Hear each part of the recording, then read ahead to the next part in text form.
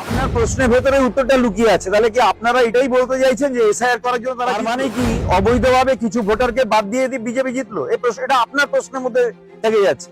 SIR কিভাবে হয়েছে, supreme court বিহারে এসআইআর নিয়ে কি নির্দেশ দিয়েছে, কত লক্ষ বাদ গেছে, আমাদের কতজন বৈধ ভোটার যুক্ত হতে পারেননি, এ সমস্ত হিসেবগুলো অনেকবার আপনাদের মিডিয়াগুলোতে আলোচনা হয়েছে। যদি আপনাদের প্রশ্ন হয় এসআইআর করার জন্য ওখানে এনডিএ জিতছে, তাহলে এসআইআর মধ্যে এমন কিছু বিষয় ছিল যে বিষয়গুলোর জন্য এনডিএ ওখানে প্রিভিলেজ পেয়েছে। আর আমরাও সে একই কথা বলছি, এসআইআর যদি সঠিকভাবে না হয়, বৈধ ভোটারকে যদি বলপূর্বক বার করে দেওয়া হয় তাদের জেতানোর জন্য বা বিজেপি জেতার জন্য, তাহলে নিশ্চিতভাবে আমাদের দল রাজনীতিতে থাকবে, রাস্তায় থাকবে, আন্দোলন করবে। আমরা সেই কারণের জন্য এসআইআর বিরোধিতা করেছি। আমাদের বক্তব্য একদম সবসময় পরিষ্কার। 1993 সালে আমাদের নেত্রী মমতা বন্দ্যোপাধ্যায় যে আন্দোলনটা করেছিলেন তাতে বলেছিলেন নো এপিক নো ভোট। তার মানে তিনি সমস্ত বৈধ ভোটারকে এনসিওর করতে চেয়েছিলেন।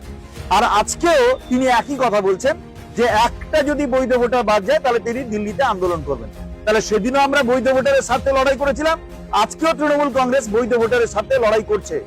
যদি বৈধ ভোটার বাদ দিয়ে ভোট করে বিজেপি জিততে চায় তাহলে তৃণমূল কংগ্রেস তার বিরোধিতা করবে এবং নিশ্চিত